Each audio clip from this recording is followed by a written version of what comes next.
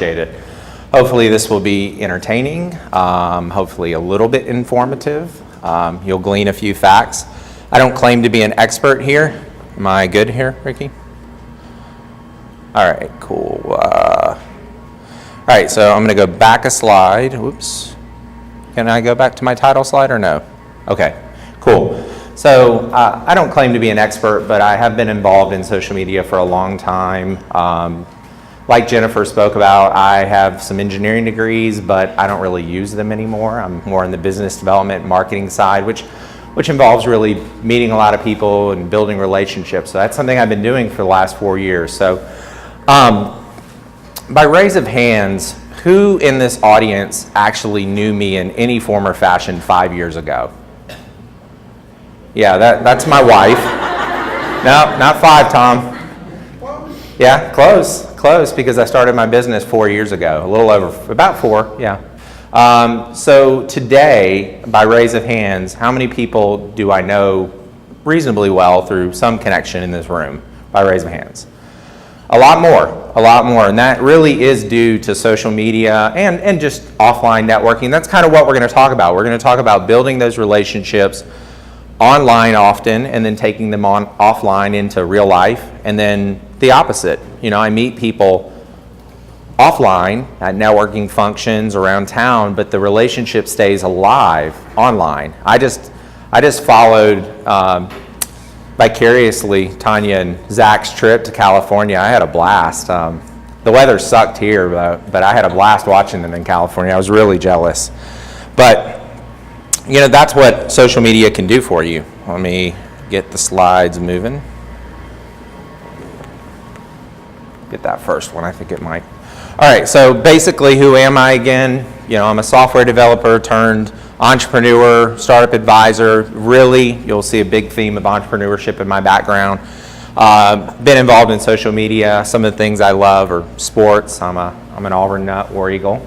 There's not many of us around right now, it feels like, but there's a few. Photography, CrossFit. If you follow my social feeds, you'll see too much CrossFit stuff. I'm sure it annoys some. All right. Well, guys, give me a second. I'm going to get this right. All right, perfect. I think I was just going the wrong direction.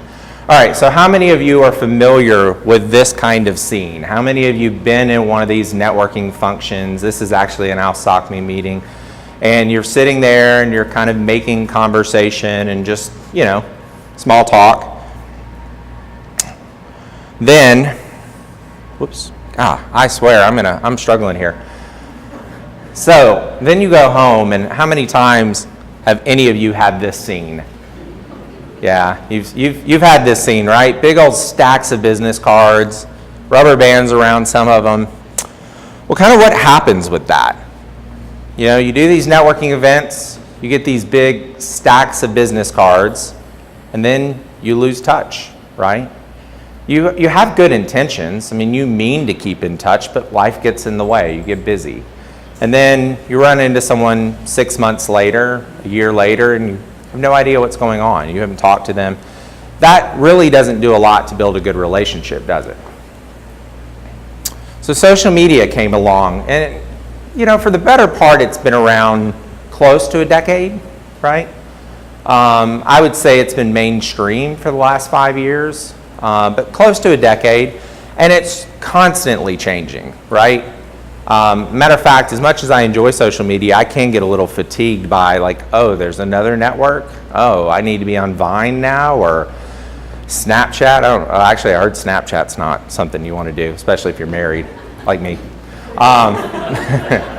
No, I mean, but there's a new network all the time. So obviously we've got the big ones, the Facebook and Twitter and Foursquare and LinkedIn, but you've even got things like Instagram. I mean, Instagram is a social network, right? Whenever somebody posts pictures and you're seeing what's going on, whenever you're kind of getting a glimpse into someone's life, you've got a social network. When you've got connections and a glimpse into someone's life, the ability to comment and these kinds of things, then you've got a connection there. So I kind of start off with what are my guidelines. These are the things that I'll say that I strive to live up to. I can't say that I always live up to them, but I strive to. I've got 5 things. I try to be interesting. Now, what is interesting? You know, I post my CrossFit stuff, and for some people that may not be interesting. It's me, it's something I'm interested in. I talk about the things that I find interesting and the things that I'm passionate about. Those are the things that I talk a lot about on social media. Everybody has different interests, and that's okay. I try not to dominate my feeds with any one thing too much, but I'm going to talk about mobile. That's what I do for a living. I'm going to talk about CrossFit. That's how I work out, and that's important to me. I'm going to talk about sports. I'm going to talk about things that are related to Birmingham. These are all things that are interesting to me. And what happens is I find that a lot of people find some of that interesting, right? It's amazing to me what common threads I will find with people just by talking about the things that I'm passionate about. Be humble. Nobody likes a jackass. Nobody. Nobody likes the person that gets online and tells them exactly how to live their life or the way everything should be done. You don't like that person in real life. I mean, as a matter of fact, you see him coming in the door at the ALsocme event and you try to find the bathroom, right? You're like, oh, crap, there's Brian. All right, I'm gone. So be humble. You know, don't be a jerk online. Don't be a jerk in real life. It's sad that I have to say that, but we've all experienced it, right? Be engaged. What do I mean when I say be engaged? I mean, you have to be out there. You have to be commenting on these social networks. You have to be checking in. It doesn't have to be a full-time job. As a matter of fact, it shouldn't feel like it. It should just, once you find your groove, it'll just feel like part of what you do. You get somewhere, you don't think about checking in, you just check in, right? Or, you know, you just check Facebook periodically as it works for you, and you make a few comments on people's threads. It doesn't have to feel like work. I just think it shouldn't. If you're doing it right and you're engaging with people you like and they're engaging back with you, it shouldn't feel like work. It should just feel natural. Now, I've talked to many people, and especially if you didn't grow up with nobody grew up with social media, but if you didn't jump into it early and maybe you're not of the younger set, it will sometimes feel like work. And it's like, well, I have so much going on. So I would just say try to find some things that really interest you, whether it might be looking at other people's photos on Instagram. You don't have to go to a certain network and doing certain thing. Like I've been playing with turning Foursquare notifications on. Does anybody have them on? Okay, I turned them on and I haven't decided if I'm going to keep them on because what I've had to do is then I've had to turn certain people off because they check in everywhere. Like I've got one guy that checks in, like I swear he checks in on like 10 places on his way to work. It's like, oh, I'm on Deerfoot Parkway and I'm now at the gas station. And it's like, really? Like I don't care that much about your life. I really don't. And I do kind of find it interesting to see where you go and what you do. And, you know, that has a lot of value. Like if I'm coming to the ALsocme event and I've got them turned on and I see, oh, you know, Sherry's going to be here and, you know, Pierce is going to be here. That I find a lot of value. But I'm trying to find a medium that feels good for me, and I can't decide if I'm going to keep them on long term or not, but experiment. Experiment with your level of engagement that you feel comfortable with. Be authentic. And what do I mean when I say be authentic? You have to be you. You can't pretend to be something else online. It doesn't work. You'll appear inconsistent. So I talk about the things that I care about, that I'm passionate about. I'm authentic. I have opinions. I try not to offend. I do offend sometimes. I'm sure I've offended someone in this room. That's just the way life's going to be, and I'm okay with that. But I won't be anything other than true to myself online. I actually have a lot of fun with it, and you know, I just try not to worry about it too much, right? You are going to piss somebody off eventually. It's just it's inevitable. And we all know you can't keep everybody happy, right? I can't even keep everybody in my family happy, much less online. So I just try to be me. I try to be, these other things, interesting and humble and engaged. And if somebody's going to get offended, I will do my best to maybe apologize, but that's just going to be the end of it. And if they don't take my apology, then screw them, right? I know, that's me. Last but not least, on the principles that I try to follow is be helpful. I think this is overlooked a lot, right? So it's kind of, well, what can I get out of social media? Well, look for opportunities to help people and other people out of social. One of the biggest benefits of building what I would consider a pretty large network of people that I know and that I consider friends and acquaintances and people that I genuinely like is that almost always when someone asks me, do you know somebody who does this, or do you know somebody in this field, I can say yes. A lot of times it might take me a LinkedIn search to remember, but I can say yes. Oh yeah, I know Pierce, he does, AWS consulting. You need some scaled backend, he's your guy. I qualify my recommendations by whether I've worked with somebody. I might say, well, I've never worked with him, but he seems like a really good guy. I think you should talk to him. He's smart. Will he do a good job? I don't know. Never. Yeah, probably not. But it's amazing what happens when you start to connect, when you start to help people. You start to be seen in a little bit of a different light. You get to be seen as a source that people want to be connected to. There's value there. And it just honestly feels right. Now, I do have one rule. It's one rule. Can anybody guess what my one rule is about helping people? Anybody want to take a stab at it? Go ahead. You don't hire friends? Nope.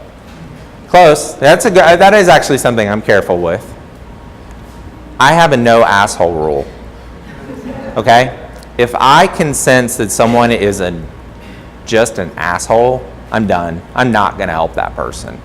I mean, it's just not, it's fraught with all sorts of bad stuff. So once I get to meet that person, get to know them a little bit, and they've asked for my help, and I can say, this is just somebody who's trying to use people and who's just bad, then I just cut ties. I'll unfollow, I'll unfriend, maybe I'm burning bridges there, but so be it. I just don't want to be associated with those people. I'm going to try to be associated with other good people who want to help people, right? There's not that many of those, but they do exist. So the new formula, right? The old formula was a bunch of events and a bunch of business cards, and kind of lost touch, and maybe you kept in touch with a few people. The new formula is, follow these 5 guidelines, still do the same networking, and use social, and what happens? Boom, lots of money. No, I'm kidding. That's a joke. Harmony? I don't know. Nirvana? Kind of a joke. So what really happens is it opens up all sorts of doors for you. It really does. It opens up career opportunities. It opens up business opportunities. Frankly, it's just fun. It's a lot of fun to come to a place like this and see people that I see regularly that I genuinely like. Now, you have to take everything with a grain of salt. The word friend, right, online, are these, do you actually have 2,000 friends? No, obviously not. Do you have 2,000 people that you're connected to in some fashion? Yes, you do. There's a very good distinction I like to use. I call it the bury the body test. Okay, so if you kill somebody, who can you call that would bury the body, no questions asked, for you? Those are your friends, right? And there's probably like 3 to 5 of them if you're lucky, right? I know exactly who they are. They're the people in my favorites list on my phone. And hopefully I won't kill anybody, but I know who I can call. Everybody else is a connection, and you may genuinely like them, but don't get confused. They're not your best friend, right? They're just people you like, they like you, you stay connected. So we're going to talk about some specific techniques. So first of all, offline to online. So here again, this is offline. I met you in person somewhere. So maybe today, after the speech, you'll come up and introduce yourself, and it'll be the first time I've met this person. Well, one of us decides to take that relationship online by sending a friend request or a connection request or follows me on Twitter or something like that. Now we've started to build our online relationship. The first thing that people do not do, I swear people don't do this, is follow up. You go to an event, you give out 10 business cards, how many people follow up with you? I mean, a few. Follow up with people. Even if it doesn't take very long. I'm going to talk about some tools that'll make that easier later, but follow up with people. How can you follow up? You don't have to send a big, long email. I mean, you can send a connection request with a little tiny something in it, right? You know, some actual context to where we met and how we met. Find whatever your shared interests are. So, you know, take a moment if you're connecting to someone on LinkedIn and see if you have a shared interest. I mean, the interest that you share can be all over the place. It can be that you both have dogs, or you both have little dogs, or it can be that you both do CrossFit or whatever. It makes a world of difference if you'll just find a little something to connect with somebody on. It could be that you both really like Birmingham, right? That's an important thing. There's like a group of us in here, actually. You know who you are, that are real pro-Birmingham people. And that's a connection point among us. Do not sell. Do not sell. I'm going to say it again. How many times has someone sent you that first connection request and said something along the lines of, hey, it was great to meet you. I would love to get together and talk to you about my services. I want to stab that person in the face. I do, with a big knife. It goes deep into their brain. It just drives me crazy. For one thing, it's just not effective. Like, okay, if it worked, then that would be one thing, but it doesn't. It makes me go, ooh, God, I don't want to talk to you or meet you. You're bad. So here's the other thing that's bad, and I talked about this, I alluded to this earlier. How many of you, I know you're guilty, I'm not going to ask for a raise of hands, because I get these every day. I get these requests from people on LinkedIn. I'd like to add you to my personal network on LinkedIn. A lot of times I've never even met this person. Never met them. I don't know who they are, I don't know why they want to connect to me. Or maybe I have met them, but still. Wouldn't it be better to do this? Mandy, it was so nice talking to you the other day. I really love your passion for animals and completely agree about the spay-neuter laws. If I can ever help you promote one of your events, just let me know. Did that really take that much effort?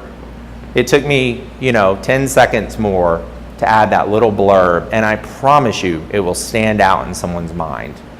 Don't send the generic LinkedIn request. I mean, I've done it. I've done it in a hurry. The LinkedIn app actually does that by default, which annoys me, which makes me not want to use their app. That's a different story, but don't do that. Some other things you can do. Create awareness. So, like I said, update your status. Check in. Comment on things. Like things. As you're going through, don't be silent. It's okay to say something. It's okay to even disagree with somebody. Here again, I would do it respectfully, but it's okay. A lot of times people enjoy these discussions. I had a long thread discussion on my Facebook where I had just posted something. I had actually posted something about religion and homosexuality. Wow, that one will get some people talking, right? But I didn't post my opinion. All I did was post an article, and it had a question in it. And it really started a dialogue back and forth with both people on both sides of the issue.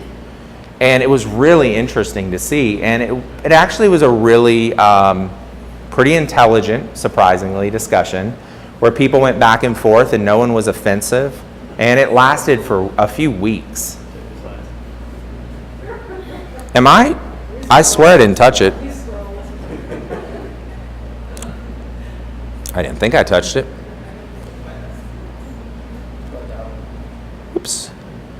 All right. Sorry about that. All right. Again, post interesting links and thoughts. You can decide what your level of comfort with being controversial is or whatnot, but everybody's interested in something, right? I mean, everybody has passions of something, whether it's writing or running or, whatever it is. And I can almost guarantee you there are people in this room that will share your passion.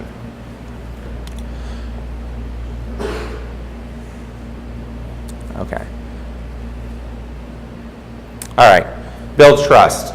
So you want to make these connections online. You want to offer your expertise. Now, when I say offer your expertise, that doesn't mean tell people what to do. It just means if you know something about a subject or you can offer up an opinion that will help people and you see that, then offer it. If you're not sure if it's appropriate to comment in the thread, then send someone a PM or a text and say, hey, I know a little bit about something. I know a little bit about that subject. Is there any way I can help? This will go so far in getting people to connect with you. Lead or organize or even volunteer in groups. I mean, ALsocme has their little cards for volunteering around. If you really want to start building relationships with people, pick a group that you like, that you think is doing good work, and volunteer. Give a little bit of your time. It doesn't have to be a full-time job. It can be a few hours a month, but you'll meet a lot of people. You will get more connected. Let people into your world, even the hard stuff. So I have posted several things about my father passing away about a year and a half ago. It was a hard event for me and my family. I thought long and hard about whether to post some of the things that I did post. I wasn't looking for the sympathy pat on the back. I really wasn't. But it helped me. It helped me work through the feelings I was going through. It helped me to think through things. And actually the support meant a lot to me, the people that reached out to me and connected with me. The number of people who talked to me later said, hey, I saw your post about your dad. My father passed away, or around the same time or 10 years ago or whatever. And, I think a lot of people want to put this positive self-image out there all the time and try to pretend that life is always perfect. It's not. Life sucks sometimes. My life sucks sometimes. And so does yours. And that's okay. Now, again, I don't want to just sit there and rant on my Facebook or my Twitter or whatever, but I will let people in. And I guess I'm just not scared of that. I've actually found that to be a huge benefit in connecting with people genuinely. Stand out. So how do you stand out? I've said passion several times. Passion is a great way to stand out if you care about things. Now, there's a line here. That line is you don't want to become preachy about whatever it is. No one really enjoys that. But you may be really passionate about a certain subject. It's okay to be passionate about it, to talk about it. Like I said, toe that line between preaching to people, but you also have to accept that that's who you are. And if you're being authentic to yourself, there may be some people who just don't care for that. And maybe it's okay. Maybe that's okay that those people unfriend you and aren't a big part of your life, right? Develop an identity. My identity largely is entrepreneurial. I love entrepreneurs. I love being involved in the entrepreneur scene. I love being involved in social media, causes that I care about. This is something that has really developed for me, and it's an identity that I really is me, right? So I'm not putting on a persona, but it's an identity that feels very comfortable to me. So that has helped. I think a lot of times when people come to me or think about entrepreneurship, they'll think, I should talk to Brian. And I love that. That's means a lot to me, actually. So reach out and keep in touch. Why does this make you stand out? Because people don't do it. They don't. I'm going to share a program with you later that allows me to reach out to people on a regular basis. And it actually kind of automates some of the work for me. because it's hard. I've got a life, I'm married, I've got, a lot of things going on. I run a business, and it does take time, but I try to take a few minutes every day to reach out and keep in touch.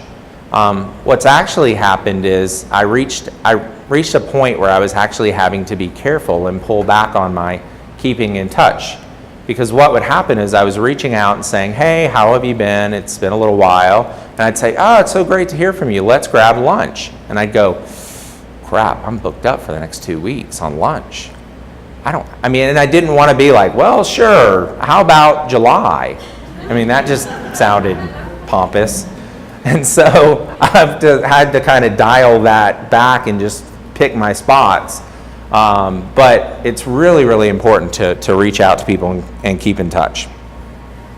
So let's talk about going the other way, right? The other way is you meet someone online and you want to take this relationship to 2D, right? 3D. I said that wrong. 3D. You want to take it into real life. So if you want to expand your relationship, the first thing is ask for a coffee or lunch. I have done this, 100 times, and I don't think I've ever been told no. If I might have been ignored once or twice, but most of the time what I've experienced is, oh, that would be great. I would love to grab coffee or lunch. Coffee's a little less threatening. It's a little more casual. So if you're not sure but if you find someone interesting, tell them you find them interesting. Hey, I found your post. I love your post on running. Can we grab coffee sometimes? I'd just like to get to know you a little better. No one's going to be offended by that. They're going to be like, wow, that's great. I really appreciate that. Yeah, I would love to. Conferences. You meet people at conferences all the time, right? How many of these people, so one of the things I'll do when I go to a conference is I'll kind of scan the list, if it's an open list of who's attending, and I'll see who's attending, and often I'll start to connect with them before I go to the conference, and so that I have people to kind of reach out to at the conference. The people that are interesting. Conferences are so much more fun if you meet a few people that are interesting. If you don't, and you're stuck with just wandering around by yourself, it can be kind of a lonely experience.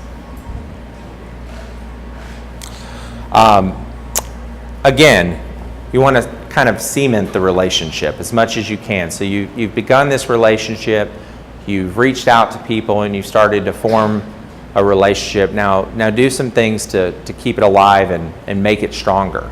Touch base. It's really, really simple.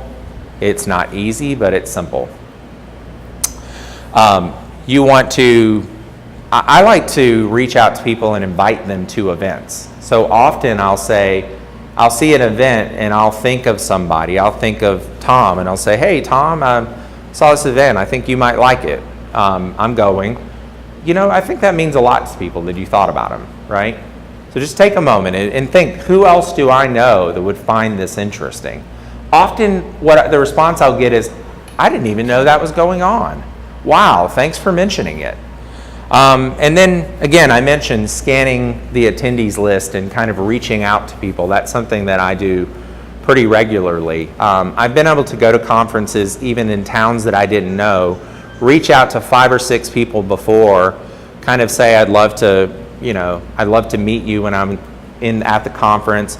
And it's really changed my experience of going to the conference. All right. I don't always hit on women when I ask them to coffee, but when I do, it never works. So this is a topic that I kind of have to talk about. I've had many friends who have gone to an event or let me say this, somebody's reached out to them online in the form of LinkedIn request or Facebook and asked them to have coffee or lunch or something like that. This is not a date. Do not pretend it's a date. Do not think it's a date. It's a networking meeting. So for the guys in the room, don't do it. It's creepy. I've seen it. I have seen this happen a number of times, and I think it's a concern sometimes from the female's perspective. Is this guy, really serious? Is he taking me serious? And so on the female side, I asked Tanya before, had it ever happened to her? She said no, it hadn't. I asked, what would you do? And she said, well, it depends. It depends on how over the top it is. If he, put his hand on my leg or grabbed my butt or something, I'd slap him or scream at him and walk out. And I don't blame her. If he was more overt, I might end the meeting. Here's the thing. If you're not sure, clarify intentions. Clarify those intentions up front and just say, hey, no offense, but, I would love to grab coffee just so I'm a married woman, and I would consider this a professional meeting. I'd love to learn more about your business. If you're not sure, it's okay to state those intentions. I mean, if that guy is serious and really just wants to get to know you from a professional perspective, he'll say, oh, no, definitely not. I'm married myself, I just wanted to get to know you a little better. But it happens, so it's a real issue, and I just kind of want to tackle it. So really, that's the bulk of my speech today. I'm going to talk about a few tools. I'm going to leave you with a couple of tools that can help you out and make this a little easier. So, I use Evernote to keep notes. I have a terrible memory. It's really annoying. I will meet people, and then I can't remember their name 5 seconds after they walked off. So I get those business cards, I take a note, or I write it in Evernote. I met, John Blow, whatever, here's what he does. I'll write those notes. I always use a business card scanner app. Now they have business card scanners like Neat Receipts and stuff like that but they're pretty expensive. They're a few $100. You can buy an app on your phone that costs all of somewhere between $2 and $5, maybe $6. And it'll take a picture and it'll put the card into your address book. If you have a smartphone, I really just don't see any reason not to have one of these apps. It'll save you so much time. It'll make you so much more likely to actually do the follow-up and keep in touch. Here's a secret, Contactually. Contactually is a program that has a free version, contactually.com, but it also has a paid version. I pay for it.